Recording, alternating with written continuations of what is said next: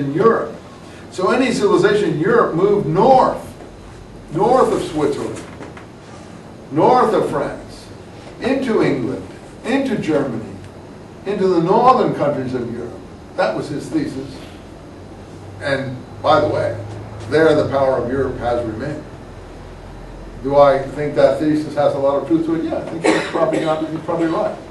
It was the closing of the Mediterranean by the Muslim conquest that drove European civilization northwards, where, you know, previously it had always been in the south, hadn't it? Everything had been in Rome and Spain and Greece and so on. After that, it was always Switzerland north, Germany, England, Holland, the Scandinavian countries and so on. Nothing south anymore. Northern France and so on.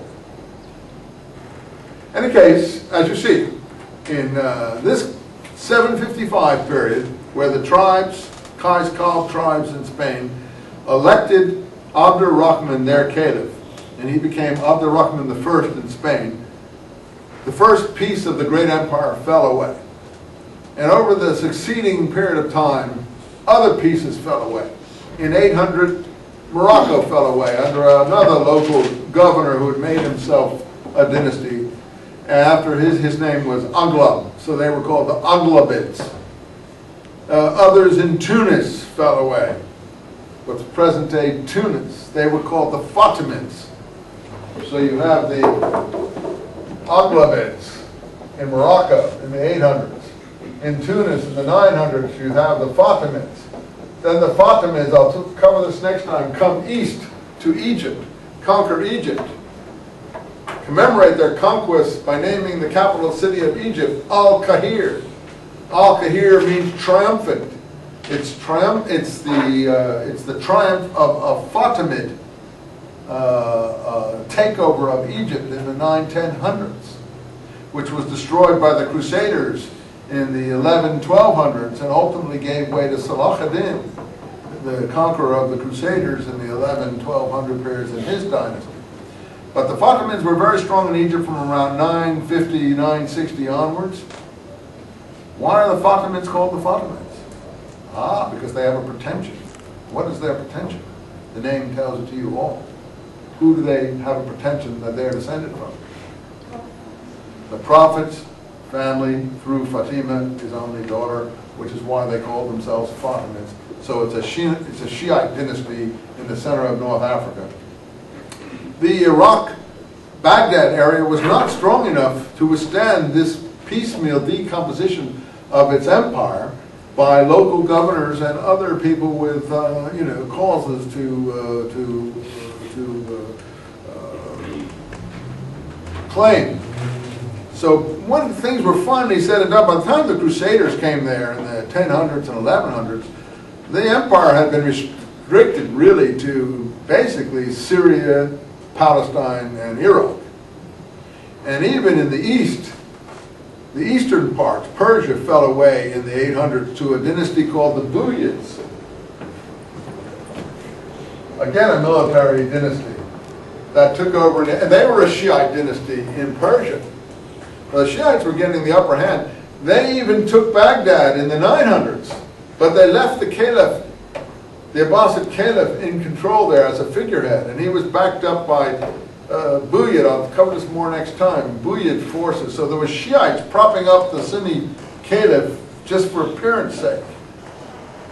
And he lived on like that. So basically, by the time the Mongols came, the caliph only had control of Baghdad and areas of Iraq. He had no control of almost anything else. They kept him mostly as a figurehead, and the Mongols executed. But that was the end of the caliphate that bin Laden wants to restore, this great caliphate, supposedly, that never existed, as you see, except for moments. In any event, it fell apart almost as soon as it was created. I'm not criticizing, I'm just stating a fact.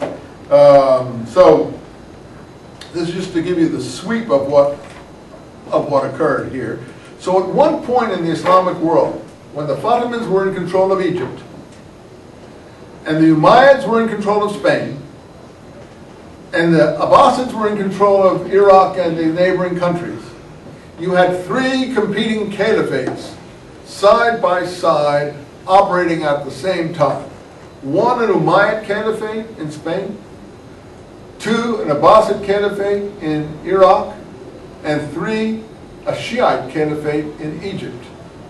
This was around the period, I would say, when this occurred would be from around the late 900s to the fall of the Fatimid dynasty in the beginning of the 1200s.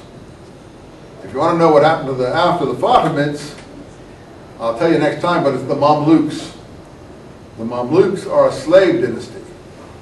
M-A-M-L-U-K-S. And they continue all the way up to the Turks. So around the 1250s, the Mamluks take over. They go all the way up to the 1600s and the coming of the Turks, 1500s really, 1600s. And the Turks come, the Ottomans. But the Ottomans don't suppress them. And finally, it's Napoleon in the 1900s that fights the Mamluks in Egypt, the Battle of the Pyramids, and finishes off that dynasty. They operate under as a lesser dynasty under the Ottomans later, but I'll fill in all that next time. Just show you the scope of this history is vast.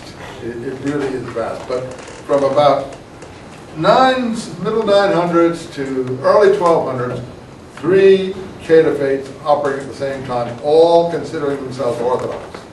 Abbasid in Iraq, Umayyad in Spain, and Fatimid in Egypt. I'll pick up there next time. Did you bring him, I did, but I forgot to bring him today. I'll have to bring him next time. I'm sorry about it.